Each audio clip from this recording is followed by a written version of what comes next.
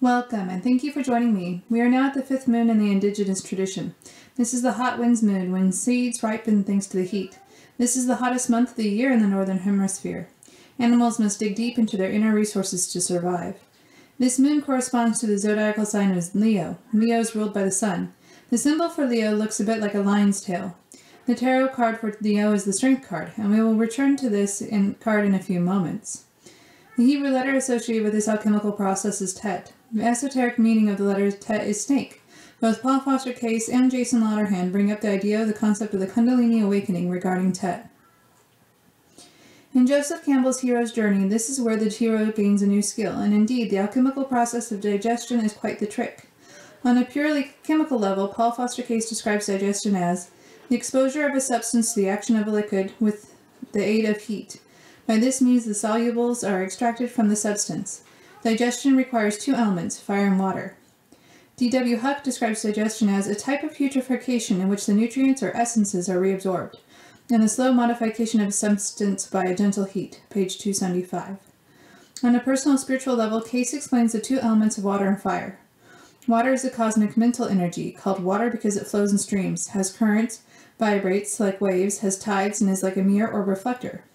Alchemical fire is the electric vital force which takes form as a solar radiance and heat. It is the animating principle of all creatures. It is called fire because its action breaks down and consumes the forms through which it becomes manifest. Page 247 to 248. Case then goes on to explain that in digestion, the Mars energy is being transmuted into Jupiterian energy. To understand this, we must know that Mars is a planet of action, associated in alchemy with the solar plexus chakra. The chakra associated with Jupiter is the sacral chakra, 2 finger widths above the belly button, and just below the solar plexus. Case explains, the Jupiter chakra is physiologically related to the stomach. The Mars chakra has control of the entire muscular structure of the body, and this force, as the serpent power, is what the yogis raise or sublime. Here he refers to the raising of the Kundalini in Eastern practices. The secret has to do with the raising of the serpent power, and its transformation into the white eagle, as an alchemist would phrase it. Note that the eagle is the bird of Jupiter, so that the essential nature of the alchemical work is seen to be the transformation of Mars into Jupiter.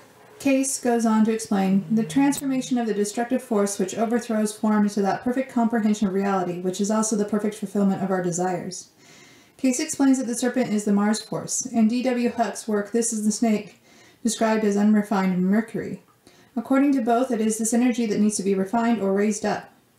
Case explains that the eagle represents the transmuted serpent, page 250. Now in key 8, we see the taming of this Mars force.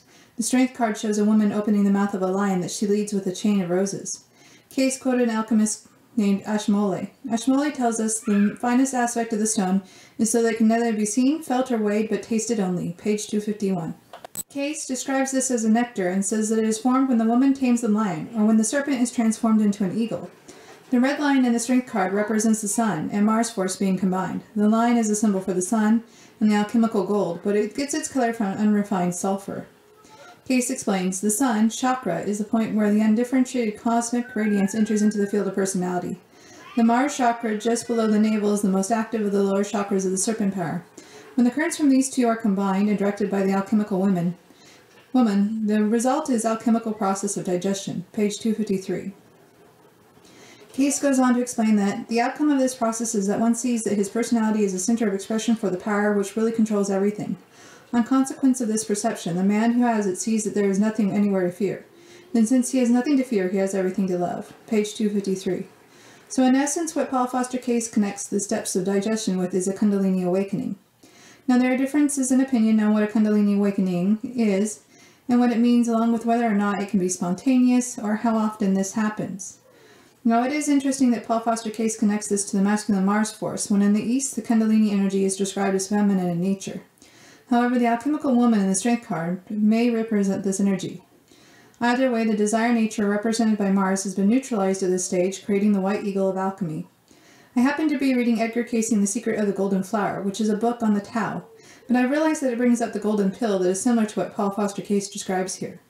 D.W. Huck recognized the golden pill as being a yellow film that forms when working in the physical realm with alchemy. Here is how John Van Aken describes this. When the lower nature wearied of its selfish journey, it opens to the way of the higher nature. It actually subjugates its desires and habit patterns to allow for a change in consciousness and motivation. Like the beetle seed in the dung ball body, the original oneness inside the illusory, temporary, seemingly separate self, when the outer, separated self longs for greater meaning and seeks within its heart and mind, then the light begins to circulate and the seed heats up, ultimately reaching the point of rebirth. This is another big step in personal evolution. Not many people choose to neutralize their desire nature. Most are driven blindly by this aspect of themselves. Whether we look at digestion as a neutralization of desire nature or as a Kundalini awakening, either way, it is an accomplishment. Well, that's all I have for you in this video. Thank you for joining me in uncovering yet another mystery of alchemy. Bye for now.